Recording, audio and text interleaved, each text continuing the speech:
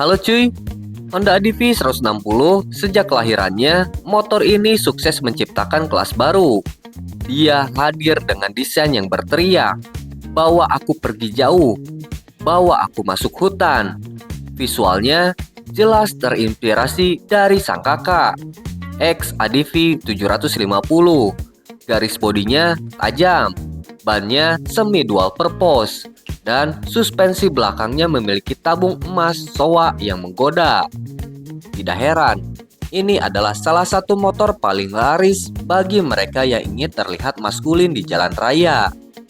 Tapi, ada pertanyaan besar yang sering disalahartikan oleh pemiliknya. Apakah tampang petualang ini berbanding lurus dengan kemampuan di medan berat?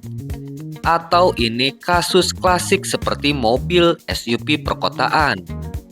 Terlihat sangar di parkiran, tapi menangis ketika diajak main lumpur sungguhan. Hari ini, di OB Motologi, kita akan uji batas toleransi si petualang kota ini. Mari kita bedah jantung pacunya secara logis. ADV 160 dibekali mesin ESP Plus 157 cc 4 katup. Ingat, ini adalah mesin yang sama persis dengan PCX 160 dan Vario 160. Apa artinya? Karakter mesin ini adalah overboard. Bayangkan seperti ini. Mesin ADV 160 itu ibarat pelari sprinter. Dia punya kaki jenjang untuk lari kencang di lintasan aspal yang mulus, mengejar top speed, dan nafas panjang saat touring. Tapi, ketika Anda paksa dia masuk ke lumpur tebal, itu ibarat menyuruh pelari sprinter itu ikut lomba tarik tambang. Dia tidak punya kuda-kuda atau torsi jambak di putaran bawah untuk menarik beban berat di kecepatan 0. Konsekuensinya, ketika Anda memaksakan mesin ini merayap pelan di tanjakan berbatu atau lumpur lengket, CVT-nya akan menjerit, minta tolong. Resikonya geredek berlebih atau bahkan kampas ganda yang overheat karena dipaksakan bekerja di luar habitat aslinya. Jadi, catat, mesin ini adalah pelari maraton, bukan pendaki gunung.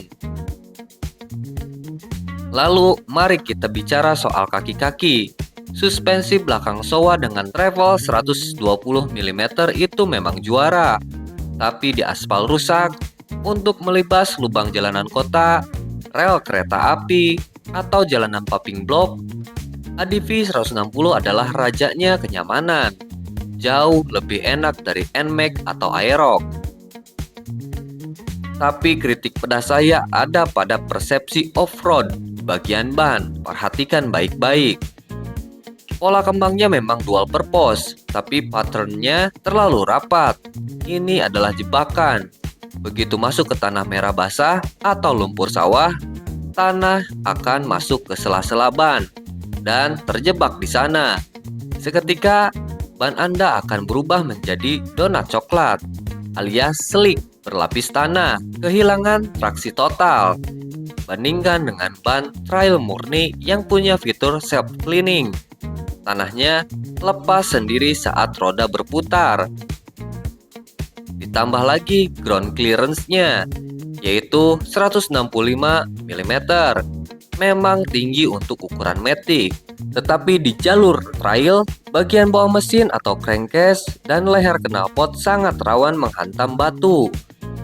Ingat, ini motor unibody dengan rangka double cradle, bukan rangka trail yang fleksibel. Sekali engine hangernya kena benturan keras, biaya perbaikannya bisa bikin dompet Anda demam. Satu tips mahal, jangan lupa matikan fitur HSTC, Honda Selectable Torsi Control. Saat masuk jalan tanah, di aspal berpasir fitur ini penyelamat. Tapi di lumpur, dia musuh dalam selimut. Dia akan memutus tenaga saat ban selip. Padahal di lumpur kita butuh ban terus berputar untuk mencari grip. Banyak pengguna baru terjebak diam di tengah tanjakan gara-gara lupa mematikan tombol ini. Jika kita bandingkan secara head to head lawan PCX 160, ADV memang telak soal kesiapan menghadapi infrastruktur Indonesia yang buruk. Suspensi dan posisi stangnya lebih sigap. Lawan motor trail, KLX atau CRF, jangan dibandingkan. Trail adalah alat perang, ADV adalah kendaraan wisata. ADV 160 bermain di liganya sendiri. Dia adalah soft roader. Dia didesain untuk leg gravel atau jalan kerikil ringan menuju pila, bukan untuk hard enduro, masuk hutan belantara. Tapi itu pendapat saya berdasarkan data teknis dan pengujian standar. Mungkin ada dari kalian para suhu yang berhasil menyiksa ADV ke jalur neraka dan selamat. Atau malah ada yang CVT-nya jebol. Coba absen di kolom komentar. Kalian pakai ban apa? Dan apa kerusakan terparah yang pernah kalian alami? Saya penasaran membaca cerita kalian. Motor Matic ini paling masuk akal untuk kondisi jalan Indonesia di tahun 2026. Jalanan kita yang banyak lubang, galian kabel tak berujung, dan banjir ringan adalah makanan sehari-harinya.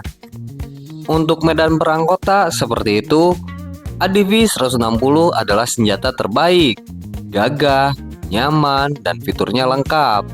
Tapi, kritik saya jelas, jangan jadi korban iklan.